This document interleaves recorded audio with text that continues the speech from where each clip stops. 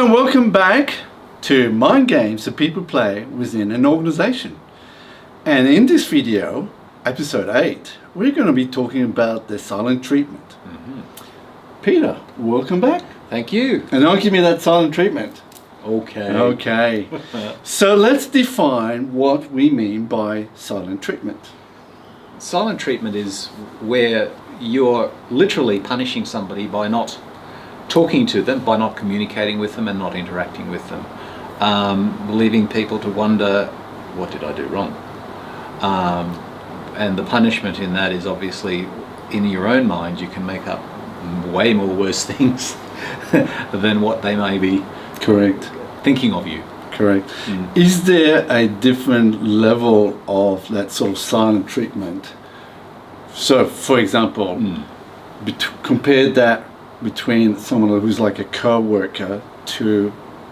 So a co-worker giving you the silent treatment, and then to maybe your manager or boss is giving you the sort of the silent treatment. Absolutely. It has a lot to do with the impact this particular person can have on your life, whether personally or professionally. If it's a co-worker and they're just having one of those days, then the impact on you may be a little negative, but not as negative as if all of a sudden the boss or the boss of bosses completely ignores you and ices over you. So that's when you start to think, oh my goodness, I wonder what's going on here. Yes, the sort of repercussions in your head that goes. And that's it. But there's also a message that gets sent out that when the boss does it, and if the others see it, it's also a reflection that, don't get on the wrong side of... So there's two things that go on, especially in the workplace. Is number one is that it's a salutary experience on all of those people that are not getting the silent treatment. They go, oh, I never want to be in that position ever. Correct. And then also there is at times a herd that goes towards the person who's giving the silent treatment, almost to say, hey, I'm creating rapport with you because I'm with you on this one, and that then doubles and redoubles the effect on the person who is experiencing the silent treatment. Correct. Yeah.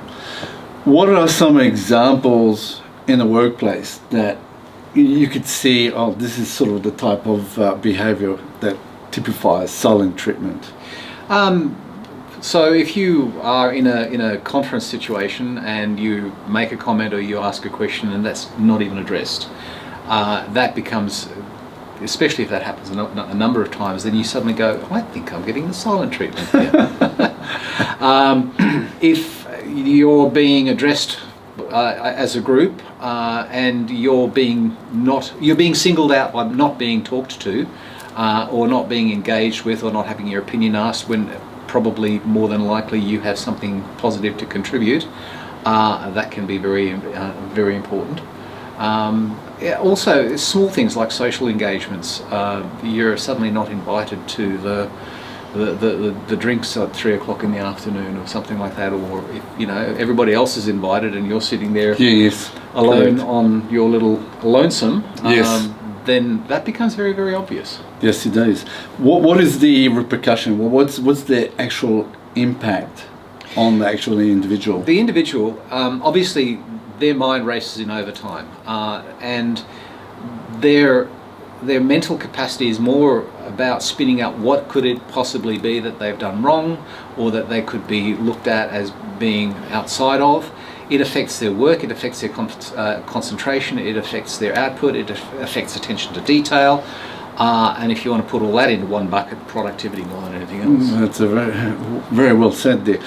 From the other side, if you looked at the person that's perpetrating that silent treatment, what's in it for them?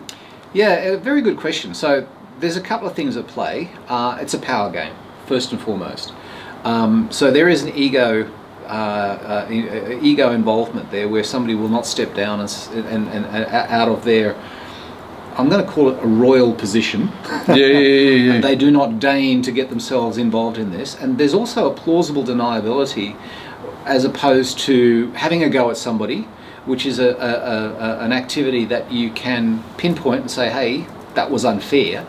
There's a lot of plausible deniability inside of the silent treatment. What? I didn't say anything. Yeah. What's your story?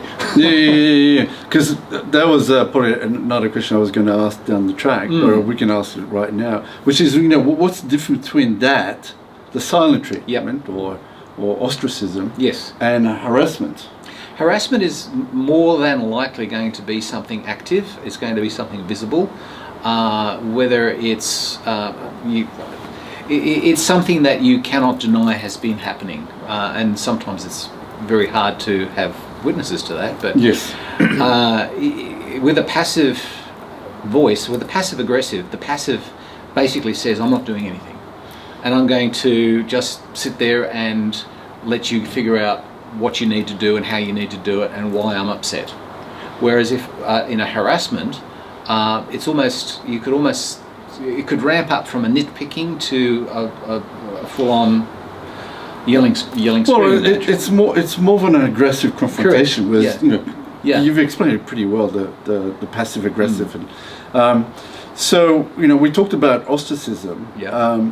Now, if it's done by, let's say, a co-worker, how do managers identify that this sort of game is taking place within their workforce?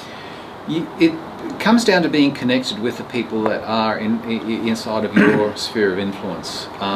There's a concept that I haven't mentioned for a long time now. It's called management by walking around. That's true. And it's amazing what you pick up. And, Correct. It also has an attentive effect on people when you do walk past. But it keeps you in touch with what's going on. A lot of times this kind of game playing can be, all game playing, whether it's passive aggressive or not, all kinds of games can be kept under wraps and monitored if you are in touch with what's going on. And also, when you see that a person has a slant towards doing a certain thing, you'll pretty much pick up when that activity. If you know, for instance, that person X has the ability to be doing the silent treatment, and you find that some of their people that are directly relating to them are not performing properly, then you're pretty much likely already to understand that this is a game that's being played. Yeah, but it's funny that I think usually they only find out once the shit, excuse the language, shit has hit the fan. That's right. And exactly. so you sort of realize what's going on here. Why Yeah. are people screaming at each other? Or Exactly. why is this person, walking out the door? Exactly. And I suppose from a managerial point of view, prevention is better than cure. So, it's harder to put the horse back in the stable than to lock the door. Oh, that's true. Once the horse is gone, bolted. Try that with chickens. Yeah, you got it. What is the downside for an organisation? So if this sort of game behaviour is taking place? Well, we talked about the productivity, and that's one Yeah. thing, but you also need to look at it. There is a person exerting control over the people that work to them. Whether that person is now prosecuting, if you want for a better word, their discipline in line with company policy or not in line with company policy is really, really important to understand. Yes. Yeah. Because a lot of times people that do this out of an ego perspective, and many times, not saying every case, but many times it's a situation where people say, well, this is the way I want it done, and this is the way it will be done. So you conform to my norms or you'll cop it. Correct. So as a manager, you've got to look at that and say, are these people, is this behaviour reinforcing what the management and company's operating rules and standards are? More than likely you'll find that there's a personal kingdom that's being developed here. Oh, very much. What I call it is a silent bullying. Yes. And Yes. so forth. Here's a side question for you, Peter. What's the greatest misconception? Well, whether it be the greatest, that's debatable. But Yep. what's the misconception of such a behaviour of ostracism? That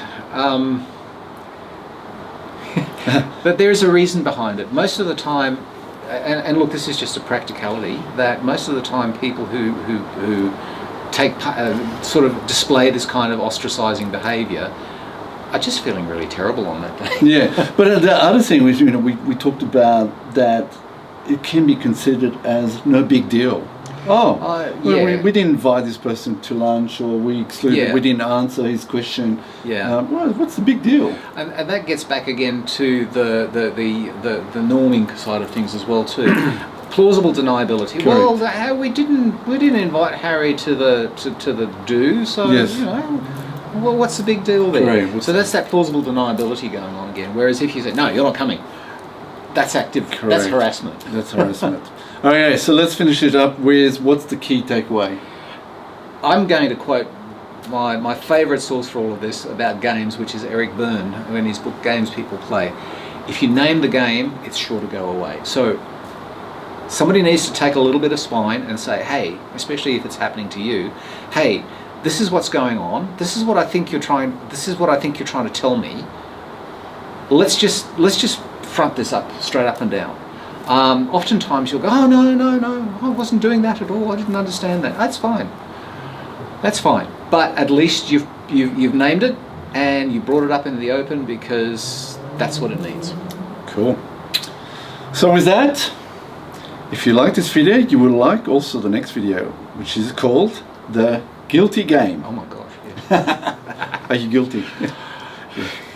With that, thank you very much, and look forward to seeing you again. Thank you. Thank you.